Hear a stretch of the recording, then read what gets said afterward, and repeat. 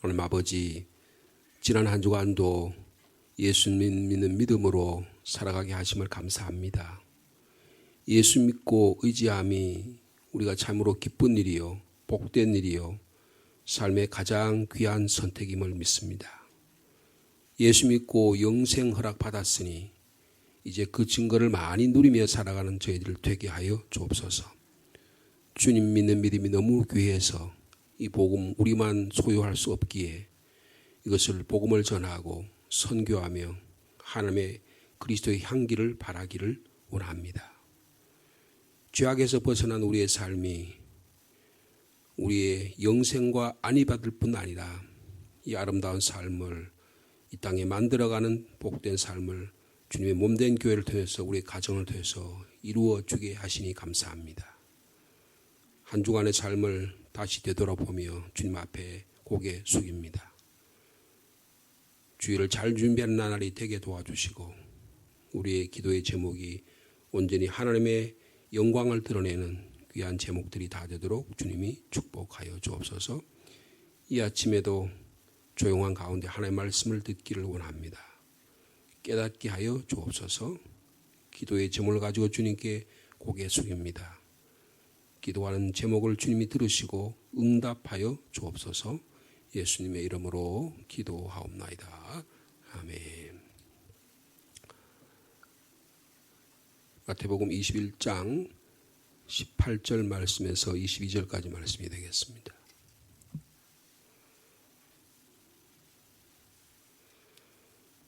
마태복음 21장 18절에서 22절까지 말씀 한 절씩 교독합니다. 이른 아침에 성으로 들어오실 때에 시장하신지라.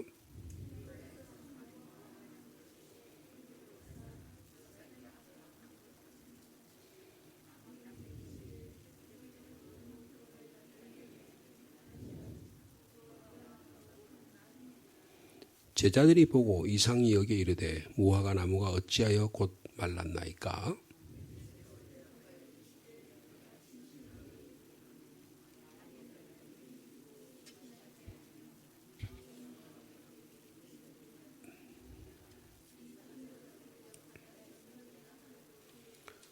22절 말씀 같이 있습니다.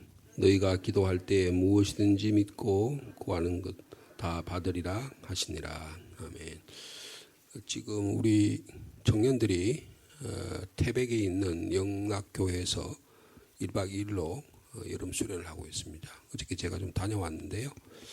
22명이 지금 영적 훈련을 받고 있습니다.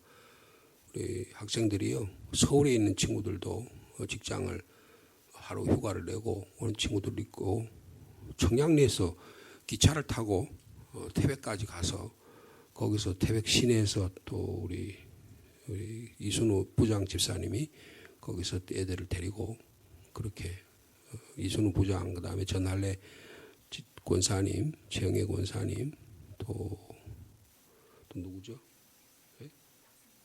박승미 집사님, 이런 분들이 함께 도우면서 잘 지내고 있습니다. 박영인 목사님하고 사모님하고 아이들을 만났는데요. 큰애가 많이 컸어요. 저 엄마만큼 키가 커가지고요. 14살이라 그러더라고요. 또 박 목사님은 이제 태백 영락교회에 부임하신 지 이제 그 1년, 10월이 되면 1년이 되는데 이번 가을 노회 때 위임 목사 안수를 받는답니다. 그래서 참 감사한 일이고요.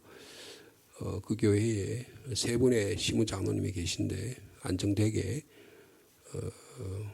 이렇게 목회를 잘하고 있습니다. 기도해 주시고요. 또 우리 청년들도 거기 가서 보니까 우리 청년들이 얼마나 많이 성숙하고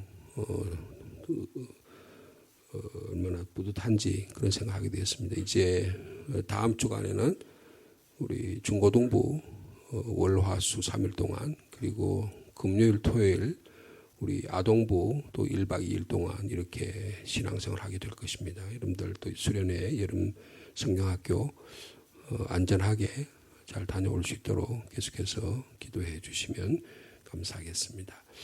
오늘 이 주신 말씀은 믿음과 기도에 대한 가르침입니다. 이 말씀은 마가복음과 이 마태복음에 기록되어 있는데 지금 예수님께서 지금 예루살렘 성에 들어가셨잖아요. 예루살렘 성에 들어가셔서 이러한 일들을 말씀하고 있습니다. 마가복음에 보면 마가복음 11장에 보면 예수님께서 예루살렘 성에 들어가셔서 하루 머무신 다음에 베다니로 나오셨다가 다시 예루살렘 성으로 들어가시는 그런 장면이 나와요. 근데 들어가시면서 그 앞에 예수님께 시장하셨는데 무화과 나무가 있어요. 잎이 아주 무성했습니다. 그때가 시기적으로 보면 4월 달이에요. 예수님께서 십자가 지신 사건이 4월에 있었거든요. 그런데 보통 무화과는 6월에 열매를 맺습니다. 아직 한 두어 달이 있어야 열매를 맺는 것이죠. 그런데 예수님께서 무화과 나무가 잎이 무성한 걸 보시고 무슨 따먹을 게 없나 싶어서 보셨는데 열매가 없는 거예요. 당연히 없죠. 아직 2달이나 기다려야 되는데요. 먹을 요만한 밤톨만해도 자랐을까요, 그죠? 아직 이제 잎만 무성하고 꽃이 피우고 그런 상황이었는데 구하신 거예요. 없으니까 주님께서 뭐라고 말씀하셨냐면 오늘 본문에 있는 것처럼 이제부터 영원토록 무화과 나무에게 말하기를 너가 열매를 맺지 못할 것이다. 마가복음에는 이제부터 영원토록 사람이 내게서 열매를 따먹지 못할 것이다. 이렇게 저주를 하세요. 저주를 하시고 나서 그 이야기를 제자들이 듣습니다. 오늘 본문에도 보면 이 본문을 제자들이 들었다 그러는데 제자들이 보았다 20절에 보았다 그랬죠. 근데 듣고 나서 예수님께서 예루살렘 성에 들어가십니다. 마가복음 보면 들어가신 다음에 일과를 마치고 나오셨어요. 그리고 그 다음 날 다시 예루살렘에 들어가시려고 일어나 보니까 그 길가에 있는 무화과 나무가 바싹 뿌리가 말라가지고 다 비틀어져서 죽은 거예요. 그러니까 예수님께서 무화과 나무를 저주하시고 그 다음에 성전에 들어가서 성전을 청결하시고 다시 바다리 나와서 다시 예루살렘에 들어가시려는데 이 무화과 나무가 말라 비틀어진 거예요. 이렇게 무화과 나무를 저주하시고 성전을 청결하고 하게 하시고 그 다음에 무화과 나무가 뿌리째 말랐다. 이렇게 경과를 그렇게 마가복음에는 기록하고 있어요. 그런데 오늘 마태복음에 보면 예수님께서 예루살렘에 들어가시고 그 다음에 성전을 청결하게 하신 다음에 무화과 나무를 저주하셨어요. 그러니까 이게 무슨 뜻이냐 하면 성전을 청결하게 하신 것과 무화과 나무가 저주하셔서 무화과 나무가 말라 비틀어진 것은 아주 긴밀한 연관이 있다 그런 뜻이에요. 그래서 특별히 마가는 이걸 이제 신학적으로 인클루시오라고 하는데 어떤 중요한 내용을 설명하려면 그 설명하는 내용을 중간에 놓고 그리고 앞과 뒤에다가 이렇게 틀을 만드는 거예요. 그 내용을 이야기를 통해서 그 이야기하는 내용이 무엇이냐 하는 걸 이야기해요. 무화과 나무가 저주하시고 마른 사건은 그 중간의 내용이 뭐라 그랬죠? 성전을 청결하게 사건이라 그랬죠. 그러니까 성전 청결의 사건을 그 안에 있는 내용을 이해하시게 하기 위해서 무화과 나무를 상징적으로 이야기하셨다. 그런 뜻이 되는 거예요. 오늘도 그런 내용이 되는 것입니다. 그러니까 여러분 예수님께서 성전에 들어가서 어떤 일을 하셨어요? 상을 뒤엎으시고 환전상들을 쫓아내시고 그렇게 하셨죠. 여러분 그게 뭐죠? 구약의 성전제도, 구약의 제사제도, 그리고 율법의 생활 이런 것들을 주님이 비판하셨다 그런 뜻이에요. 그 당시에 유대인들이 제대로 신앙생활을 안 한 것입니다. 그래서 이 내용을 주님께서 비판하시는 거예요. 무화과 나무라고 하는 것은 포도나무하고 아울러서 어느 나라를 상징하는 거죠? 이스라엘을 상징하는 것입니다. 그런데 그 무화과 나무 열매가 없다는 건 뭐예요? 그들이 삶이 하나님과 전혀 관계가 없다 그 말이에요. 제사 드리기는 드리고 11조 생활하기는 하고 열심히 신앙생활 하는 것 같은데 막 굉장히 모양이 그럴듯하단 말이에요. 그런데 실질적으로 내용은 전혀 없는 거예요. 삶의 변화가 전혀 없는 거예요. 인격의 변화가 전혀 없는 것입니다. 인격의 변화와 삶의 변화가 없는 것을 오늘의 비유로 하면 무화과 나무에 열매가 없는 것과 마찬가지입니다. 그래서 주님께서 그 무화과 나무를 저주하신 것입니다. 무화과 나무가 잎만 무성하다. 건강도 있고 재물도 있고 여러 가지 교회 직분도 생활하고 다 그런데 그분의 삶이 전혀 변화가 없어요. 인격적인 생각과 감정과 삶이 변화가 안 생겨요. 그러면 주님이 보시기에 너는 잎만 무성하다 이렇게 말씀하신다는 것입니다. 이스라엘 백성의 잘못된 신앙생활을 비유하고 계시는 것입니다. 잎사귀는 무성한데 열매가 없듯이 너희들의 실제적인 신앙의 내용은 다 빈털털이구나 그렇게 말씀하고 계시다는 것입니다. 여러분 그 성전 청결 내용에 어저께서 예수님께서 지적하듯이 구약적인 배경에서 보면 이 성전, 제사제도, 율법이 가지는 진정한 의미를 백성들이 오해하고 있다는 것입니다. 그리고 거기에 막 집착하는 거예요. 성전 제도 자체에 집착하는 거예요. 율법 자체에 집착하는 거예요. 그리고 제사 제도에 집착하는 거예요. 여러분 예수님께서 오셔서 이 성전을 청결하게 하셨다는 게 뭐예요? 쫓아내셨다는 건 뭐예요? 이제 구약의 시대는 끝났다. 성전의 제도는 끝났다. 율법은 예수 그리스도에게 와서 예수 그리스도를 통해서 완성되게 되었다. 라고 하는 것을 말씀하시는 거예요. 근데 이들은 계속 예수님을 제거하고 나서 예수님을 죽이고 나서 계속 구약의 성전 제도를 계속 유지하는 거예요. 여러분 우리가 예수 믿었다는 것은 뭐냐면 구약의 성전 제도 그 다음에 율법적인 삶의 방식 이런 것들을 이제는 철폐하는 거예요. 그리고 예수 그리스도 안에서 성령 하나님의 도우심으로 믿음의 삶을 한 걸음 한 걸음 걸어가는 것이 주님의 성전 청결의 의미가 있는 거예요. 그런데 이 삶을 이 사람들이 변화시키지 않는 거예요. 변화하지 않는 거예요. 주님께서 이 상거래를 종결시키셨다. 이것은 단순히 상거래가 끝났다 이런 뜻이 아니고 이제는 더 이상은 구약의 제사 제도는 무의미하다 그 말이에요. 그래서 사도 바울이 복음을 전하러 전 세계를 갔을 때 유대인들이 뭐라 그래요? 할례를 베풀어야 된다. 율법을 행해야 된다. 성전의 제사를 지켜야 된다. 이렇게 이야기하잖아요. 그래서 어떻게 합니까? 사도행전 15장에 이것들 다 예루살렘 회의에서 다 무효화시켜요. 오직 예수 그리스도를 믿음으로만 구원 얻는다. 헬라인이든 유대인이든 이방인이든 누구나 다 믿음으로 남녀노소 빈부귀천하까지 예수 그리스도를 믿음으로만 구원 얻는다. 여러분 믿으십니까? 이게 우리의 복음이에요. 만약에 구약적인 제도를 우리가 따라야 된다고 한다면 그거 다 해야 될 거 아니에요. 매일 마다 구약의 절기 때마다 제사를 다 드려야 될 거 아니에요. 그리고 만날 저 이슬람 사람들이 만날 메카에 가가지고 1년에 한 번 평생에 한 번이라도 거기 가서 순례를 해야 되는 거잖아요. 우리도 그 예루살렘 성전에 가가지고 그 만날 그 제사 지르러 가야 될 거 아니에요. 그걸 다 주님께 다 무효화시켰다는 게 우리의 몸이 하나님이 성령이 거하시는 전이다. 내 삶이 내 생각이 주님과 날마다 동행하면 하나님의 말씀 가운데 성령님이 역사하심이 동행하면 내 삶이 바로 성전이다. 이것을 말씀하시어요. 그러니까 얼마나 복된 삶이에요. 주님께서 요한복음 성전을 헐라 내가 3일 만에 다시 일으켜 세우리라 그러셨죠. 성전 제도를 제거하시는 것입니다. 그런데 오늘 본문에 보면 이 사람들이 계속 성전을 유지하려고 그러는 거예요. 구약의 성전 제도나 제사 제도나 율법이라고 하는 것이 예수 그리스도에 와서 완전히 종식되고 새로운 삶이 세계가 열렸다. 그런데 지금 이스라엘 백성과 종교 지도자들은 예수 그리스도께서 인도하시기 위해서 허락된 이 성전 제도, 제사 제도, 율법을 신앙의 중심 내용으로 삼기고 예수 그리스도를 받아들이지 않는 것입니다. 여러분 히브리서 9장에 보면 이 제사 제도에 대해서 주님이 설명을 하셔요. 여러분 제사 구약의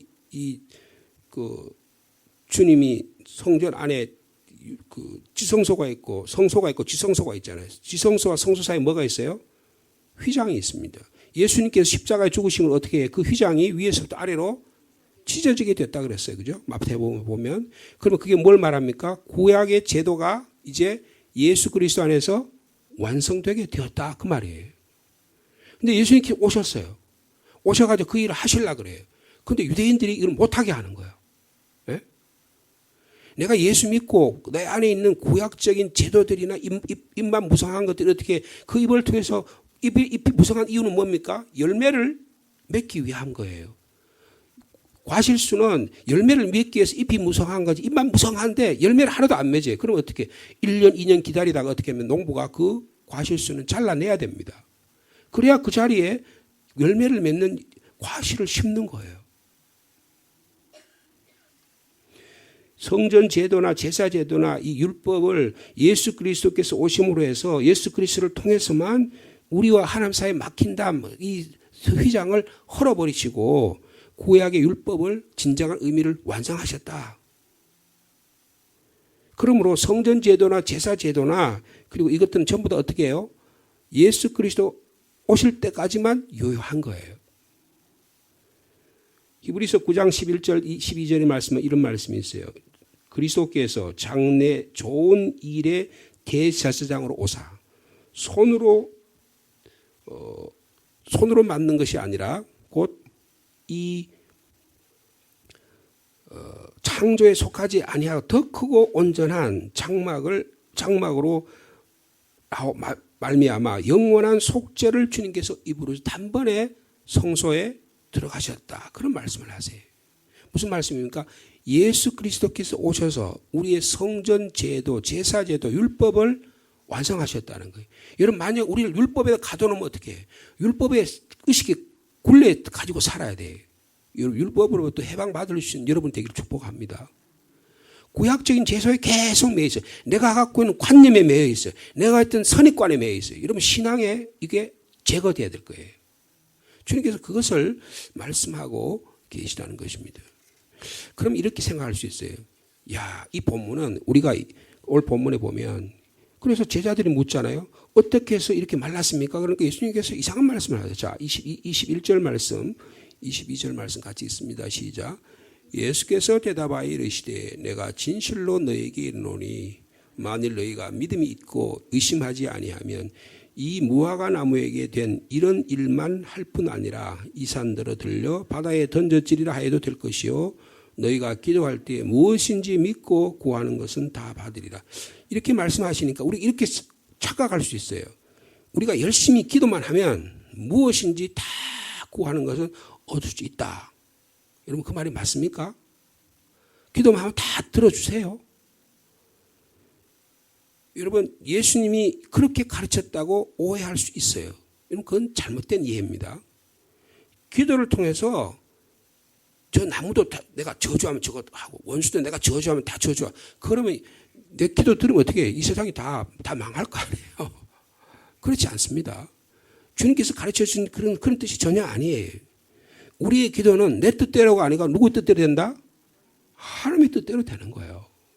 주님의 뜻대로 이루어지기를 우리가 기도해야지 내 뜻대로 되기를 기도하는 것은 어떻게 보면 사람을 저주하는 마술 행위와 같아요.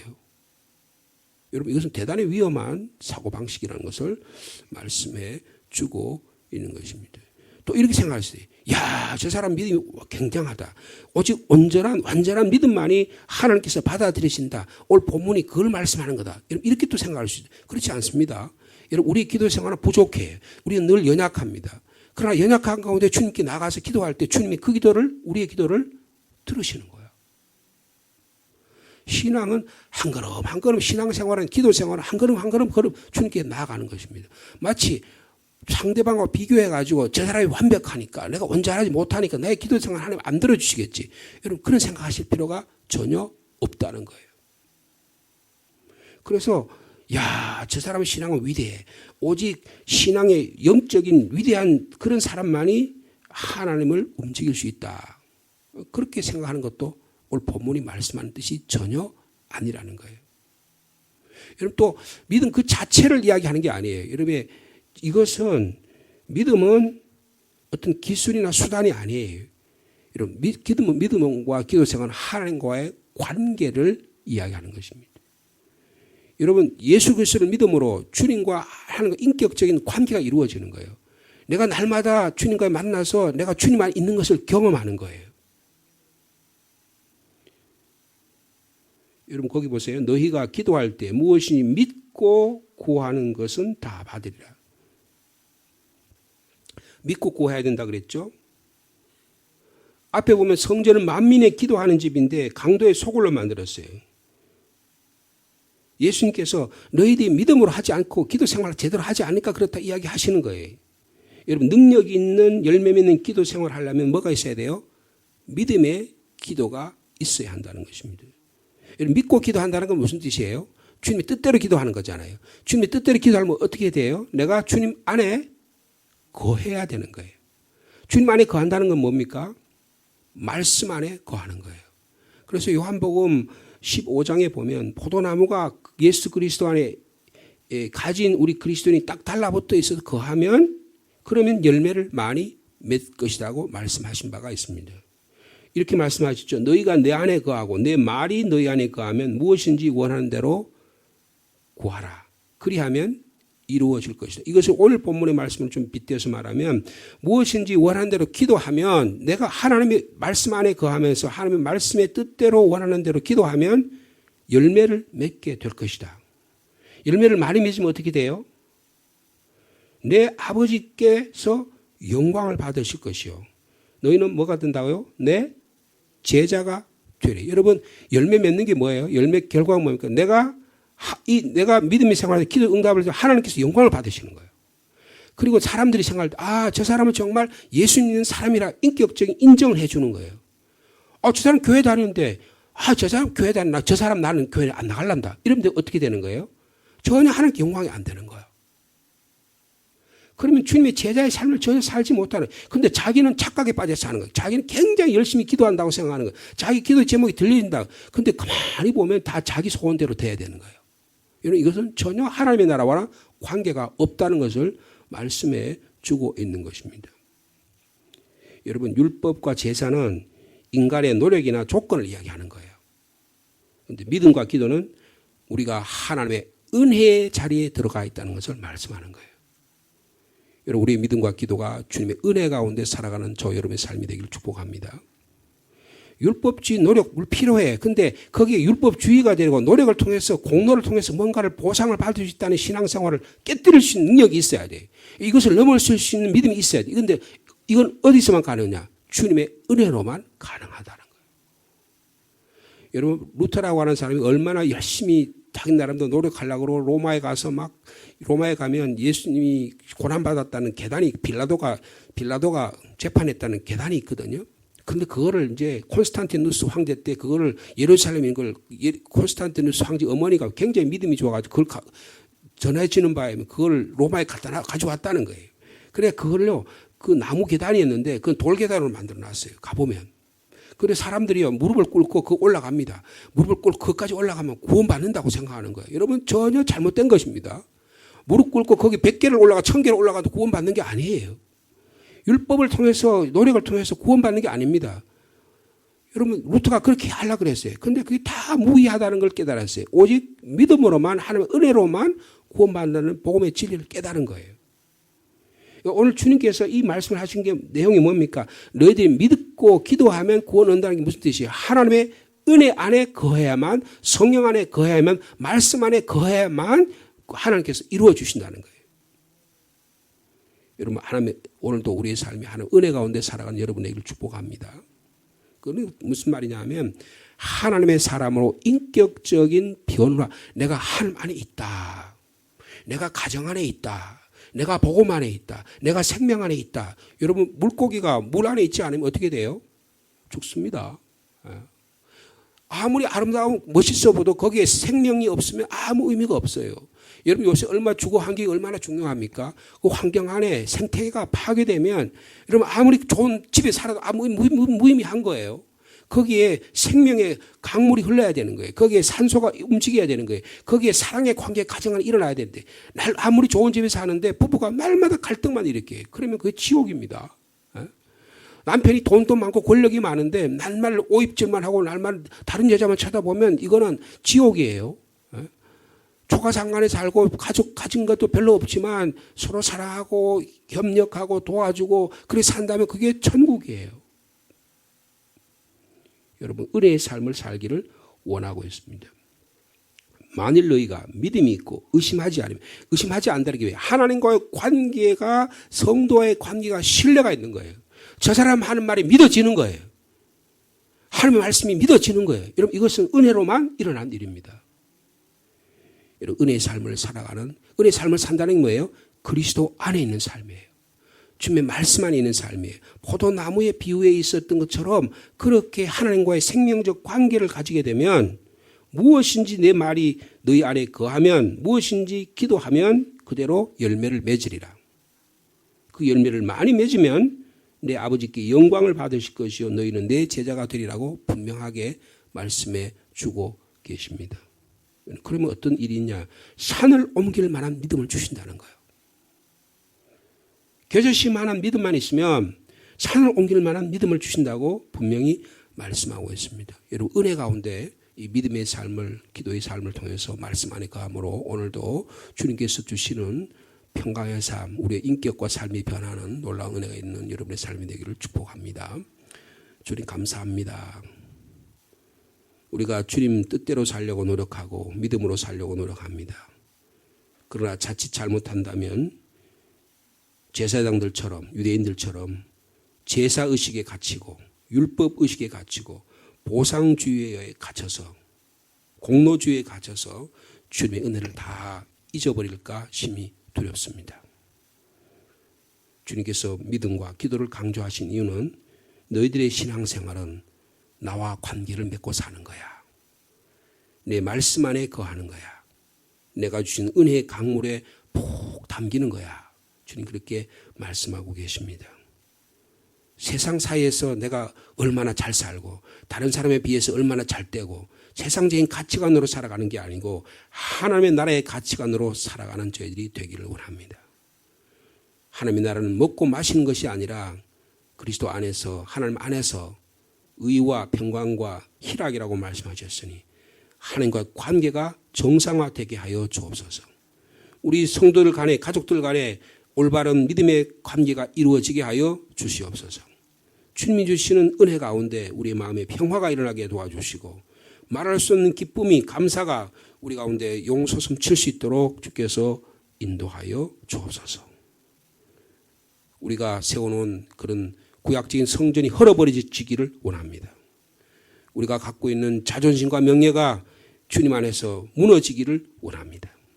오직 예수 그리스도 신고 하나님 말씀 안에 거함으로 말미암아 주님이 주시기를 주님이 원하시는 그 아름다운 행복한 향기로운 삶을 오늘도 살아가도록 주께서 축복하여 주옵소서. 아, 하나님이 나에게 은혜의 삶을 살라고 이렇게 말씀하고 계시는구나. 때론 이런 일에서 나에게 시련도 주시고 내 가정에 어려움도 주시는 것도 내가 세상적인 것으로 나가지 못하도록 주님이 막고 계시는 거구나.